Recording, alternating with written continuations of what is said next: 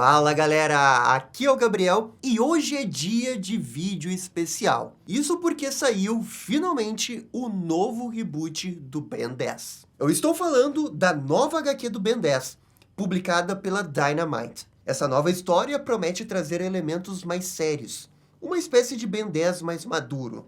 E assim como no desenho clássico, o reboot é escrito pela equipe Man of Action e ilustrada por Robert Carey. E no vídeo de hoje vamos contar a história completa dessa primeira edição, como prometemos quando saiu o vídeo do anúncio desse reboot há alguns meses. Então já vai deixando aí o seu Ben 10 like, Ben 10 comentário, isso daqui ajuda demais o canal, até porque fazer esse tipo de vídeo no dia que a HQ sai dá muito trabalho, hein gente? Dito isso, agora sim, bora pra abertura.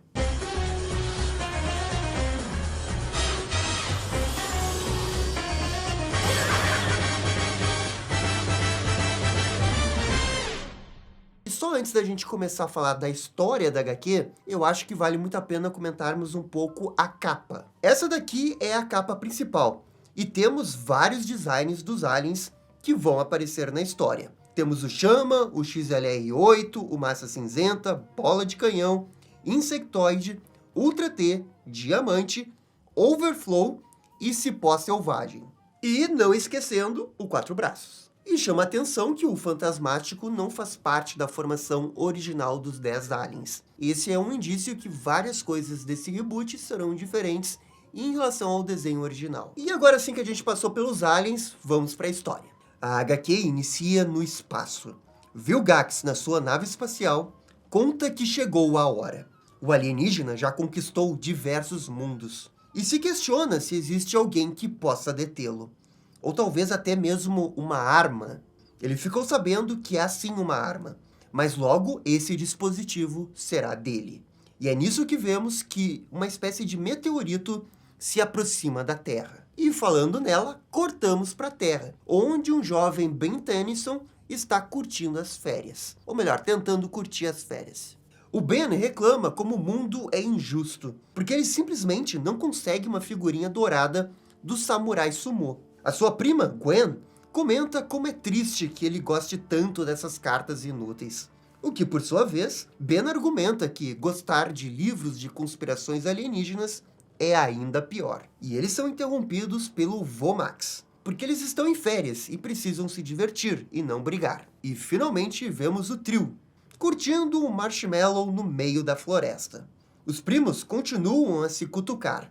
E Max lembra que se eles acordarem cedo, vão poder chegar no Monte Rushmore amanhã. E isso poderia animar mais o Ben, mas ele está chateado porque não pode usar o celular ou o Google na viagem. E aqui já entra uma das grandes diferenças em relação ao desenho original. Eles estão nos dias atuais. Tem Google, tem internet e tudo mais. E a Gwen provoca novamente o Ben. Vomax explica que a regra de sem celulares não é punição, e sim para eles aproveitarem a viagem sem ficarem grudados numa tela. O Ben não aguenta essa atitude da Gwen de sempre querer agradar o vô, o que leva a mais uma discussão entre os dois. Vai ser assim por 3 meses, e o Vomax vai ter que aguentar e impedir que a dupla se mate no meio do caminho. Só que o garoto fala que tá tranquilo, ele tem o seu passatempo que são as cartas, e a Gwen os livros alienígenas. É então que a Gwendolyn joga pesado e diz que os pais do Ben estão usando essa viagem para se livrar do garoto por 3 meses. E isso irrita o Ben, que sai chutando tudo e vai para a floresta ficar sozinho. E bem, até o momento, a história é bem parecida com o que acontece no desenho original, mas é agora que a gente vai começar a ver algumas diferenças. O Vomax tenta impedi-lo de sair, só que sem sucesso. Enquanto isso, uma base militar detecta que algo está se aproximando da atmosfera. Os sensores não conseguem analisar o que é exatamente. A única coisa que eles sabem é que o objeto vai cair na Terra. Voltamos para o Ben, que admite que talvez tenha se perdido na floresta. Então, algo chama a sua atenção. É o tal do objeto, que finalmente bate em terra firme. O impacto arremessa o jovem Tennyson para longe. E mesmo machucado, a curiosidade fala mais alto, e o garoto se aproxima da luz verde. Ele acha tudo isso estranho, e quando pensa que é melhor chamar o seu avô, algo gruda no seu pulso. e esse objeto vai ganhando uma forma de relógio. O Ben tenta removê-lo, mas não consegue. E para piorar, o Ben não está sozinho. Um verdadeiro exército está na floresta à procura do objeto que caiu. O general comenta que não vai arredar o pé enquanto não acharem o tal do meteorito. Já o Vomax saiu à procura do seu neto. A fumaça verde chama sua atenção, ou seja, lá se vai a chance de ter paz no verão. Quanto a Gwen, ela ficou no trailer lendo seu livro alienígena. De volta ao Ben, ele tenta de todas as formas tirar o relógio do seu pulso, quando se encontra simplesmente com um urso cibernético. Ok, isso eu não lembro do episódio original. E essa é outra diferença em relação ao desenho, né? Porque a parte do exército não tinha e o urso cibernético também não. O Ben tenta se afastar do urso e do nada o seu relógio começa a brilhar, como se sentisse o perigo. O urso se aproxima de forma perigosa, atraído por essa luz. E o nosso herói tenta apagar a luz do relógio, mas ao tocar no centro, se vê envolvido por uma luz verde.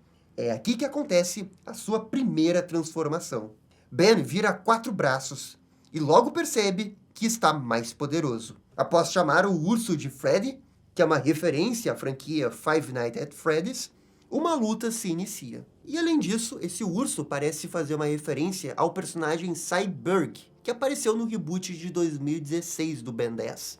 4 braços é bem poderoso e consegue levantar o urso. Só que isso só irrita ainda mais o animal ciborgue. É então que Ben decide lutar para valer. E infelizmente, o tempo da sua transformação acaba bem na hora.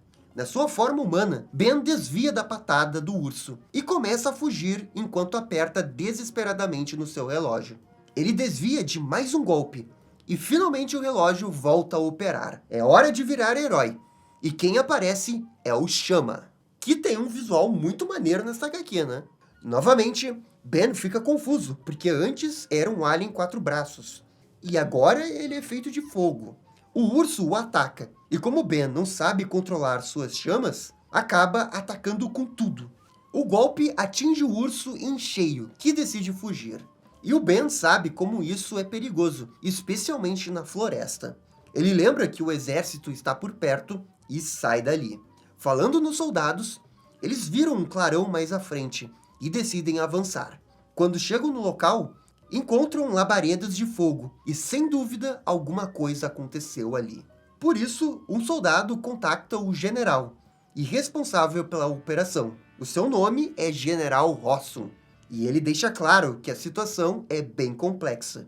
Mas quando eles encontrarem o que quer que seja, é para neutralizá-lo. E com isso, voltamos para Gwen. A jovem está tentando ligar para o seu avô, preocupada, mas o mesmo não atende. O Max segue no meio da floresta, atrás do Ben. Ele diz que esperava que algo desse tipo acontecesse, só que não tão cedo. Então, no espaço, na nave de Vilgax, um alerta é emitido. Os seus servos encontram traços da energia Omni. Finalmente, diz o alien verde.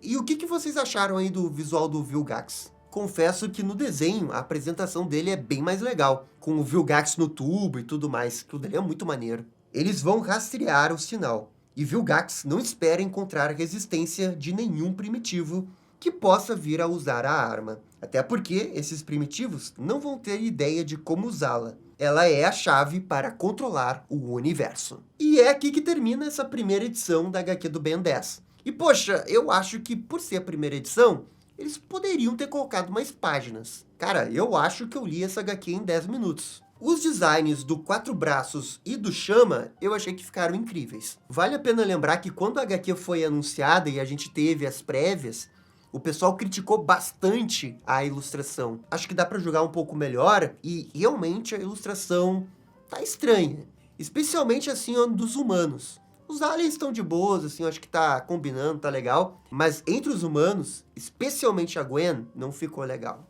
Quer dizer, olha essa Gwen aqui. Vocês acham que tá ruim? Agora, quanto ao resto do quadrinho, é realmente difícil de julgar essa história, porque tem tão pouca história aqui nessa primeira edição, que é até injusto dizer qualquer coisa, sabe? Pô, eles poderiam ter pelo menos ter tentado adaptar o primeiro episódio inteiro, né? Mas a sensação é que teve metade de um episódio nessa primeira edição. Mas sim, teve algumas diferenças em relação ao desenho original.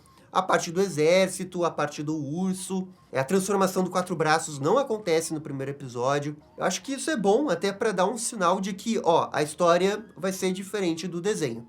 Tem o Vilgax e tal, tem a questão de descobrir os aliens aos poucos, mas a história deve ser diferente. E eu tô empolgado ainda para ver esse reboot aí, pelo menos a segunda edição. Eu espero que essa HQ faça sucesso, porque pode acabar viabilizando outras HQs, né, de franquias do Cartoon Network, do Laboratório do Dexter e do Samurai Jack. Acho que esses dois funcionariam muito bem numa HQ, sabe? Gostaria muito de ver isso. Esse é um outro motivo que eu tô torcendo pro sucesso. Mas é isso que temos para comentar nessa primeira edição de Ben 10. Por favor, comentem, compartilhem com um amigo, façam esse vídeo bombar, porque daí a gente vai conseguir fazer a segunda edição, já que eu não tenho ideia se esse vídeo vai fazer view, mas eu confio no poder da franquia do Ben 10. Muito obrigado por assistir o vídeo até o final, eu fico por aqui e até a próxima. Tchau, tchau! E esse foi o vídeo falando da primeira edição do reboot do Ben 10. E aí, gostaram? Não gostaram? Deixem suas opiniões nos comentários. E se curtiram o vídeo, deixe aquele joinha e inscreva-se no canal para ficar sabendo absolutamente tudo sobre Batman. Obrigado, gente, e até a próxima. Tchau, tchau!